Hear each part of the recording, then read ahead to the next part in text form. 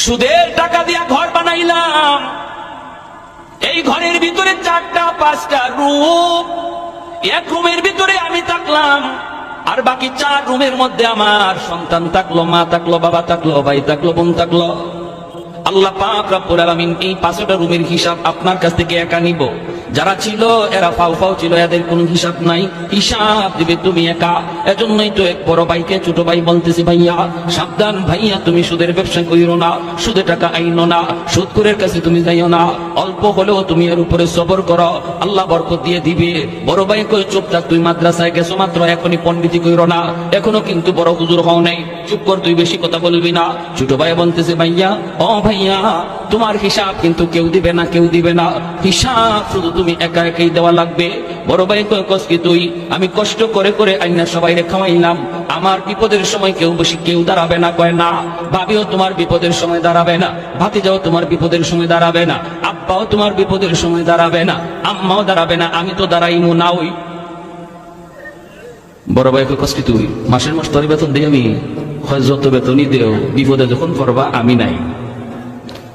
বড় ভাই কয় কস কি, আমার বউ বলে বউ না, দূর হর, আমি এত কষ্ট করে ভাবতেছি আমার বিপদে দাঁড়াইবো না, হয়তো দুনিয়াতে পরীক্ষা করবা। বড় ভাই কয় পরীক্ষা কেমনে করবি, দুনিয়াতেই তুমি বিপদে পড়ে দেখো তোমার পাশে কে দাঁড়ায়, কেমনে বুঝবো, তুমি মরা মানুষের বাদ ধরে বিছানায় পড়ে দিও, বাকিটা শুধু খালি শুনবা কে কি কয়। আচ্ছা ঠিক আছে। বড় ভাইরে ছোট ভাই নিয়ে যাইতেছে, বট গাছের তলে যাওয়া মাত্রই বড় ভাই পড়ে গেছে। ছোট ভাই বড় ভাইরে লাশ বানায় বাড়িতে আইনা কান্না শুরু করছে, আব্বা ও ভাবি ও মা, কি রে কি হয়েছে, কই ভাইয়া মইরা গেছে। কেমনে, কই জানি না জানি না, বটগাছের তলে যাওয়া মাত্রই দেখা যায় ভাইয়া মাটিতে পড়ে গেছি।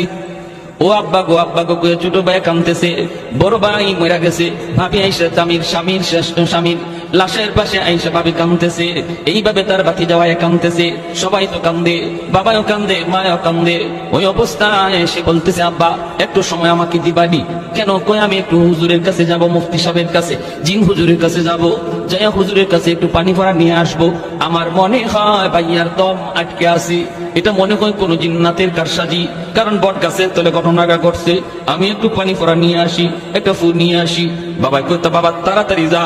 ছোট ভাই দৌড় দিছে মাদ্রাসায়। কি আর মাদ্রাসায়, হ্যাঁ তো নিজেই বড় হুজুর। ঘটনা তো হেই ঘটাইছে। কিছু দূর যাইয়াই ফেরত আইছে, আব্বা ফু পায়া গেছি। মুফতি সাহেব হুজুরে এমন এক ফু আমাকে শিখাই দিছে, এমন এক তাবিজ